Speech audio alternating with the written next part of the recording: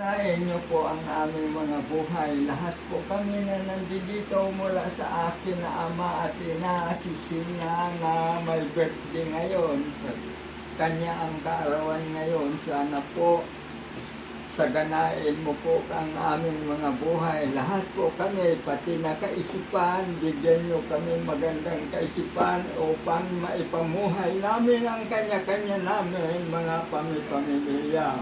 Ganon din yung mga apo ko, matuto silang magdasal at manalangin sa Diyos na para sila'y matutong maging marunong sa paghahanap buhay, sa pagpapahalaga ng pera na hawak nila para sa kanilang pamumuhay sa mula sa paglaki.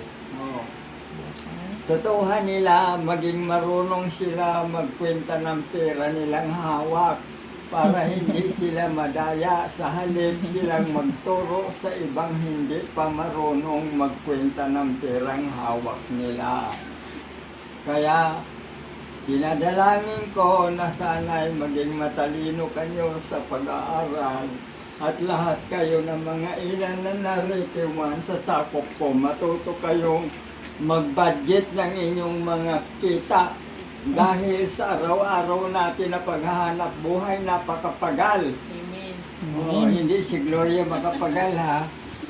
Napakapagal na hanapin ang pera na kinikita natin sa araw-araw. Kaya marunong dapat tayo magpahalaga.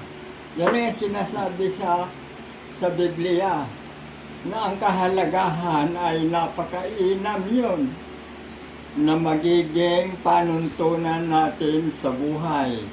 Unahin muna ang kahalagahan at lakas ng ating sakripisyo upang sa ganun ang buhay natin hindi tayo naghihikahos, sa halip maging sagana ang buhay natin.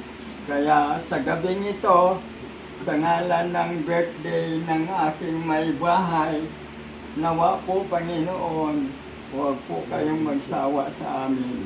At ang inihiling ko po sa inyo, bigyan niyo po kami lahat ng kalakasan sa pag-iisip, sa pagbabudget, sa pagsisikap, sa pananarabaho na may pagpapahalaga sa kanilang kinikita. Nang sa ganon, hindi kami naghihirap palagi sa pagdurusa sa pamumuhay na napakahirap sa panahon ngayon. Una sa kalakasan at mahal ng bigas, napakahirap gamitin Naiiyak ang na si isip baby. paano mag-budget. Kayo Naiiyak din na si mga bata, baby. mga apo, matuto kayo. Mga hawak ng pera, pag binigyan kayo ng mama, ng tatay, ng pera, alam ninyo, hindi lang gastos ng gastos. Kung nagugutom lang kayo, doon kayo bibili. Kung sakali walang nakaahin na makain. Ganon ang pagtuto sa buhay. Dahil ang lolo ninyo, ganon din ako noong bata pa ako. At nagsisikap ako sa solo kong buhay, namuhay ako na mag-isa. Kahit may mga kapatid ako, mga magulang pa na nadatnan ko.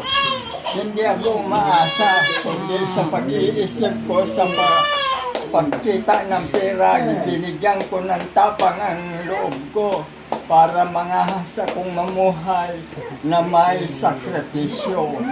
Oh. Ano pa yung Kaya tatandaan nyo ha, sana po Panginoon, huwag ka po kayong makalimot. Ganon din kay Panginoon Jesucristo at sa kay Mama Mary.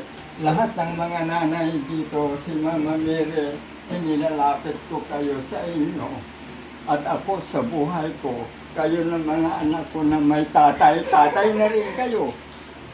Dadalhin ninyo yung tinataglay kong buhay hanggang sa inyong pagtanda. Sana po humaba ang buhay natin lahat. Amen. Sino yan? Malimit lang. Sino yan? Siya. Ay, wag yan! Ulo ka! Baba, baba, ulo ka. Ano yung pasko? Ay, Ay, wala. Takbo na naman sa akin. Sigat ka na lang. Wala, lumabas si Kaukaw. Baby, mangulog ka dyan. Bug ka dyan.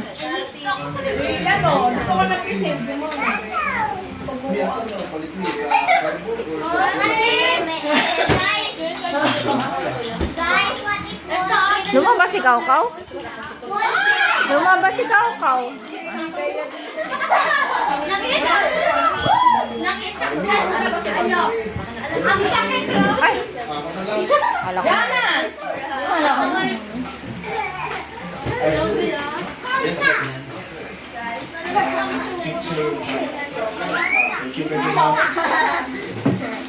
Back to reality na ulit bukas. Bitin? Ay, kakaiba ni mga kulay. Puti-puti lang tayo, no? Ay, may pa, ano na. Papakulay ng mga garland. Noon, no? May iba-iba na silang kulay dito sa may pang-iba-ibabaw pa, eh. May supply na, may ito.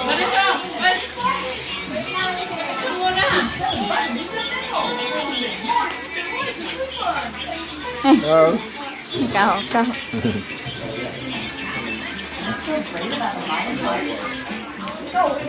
No, baby.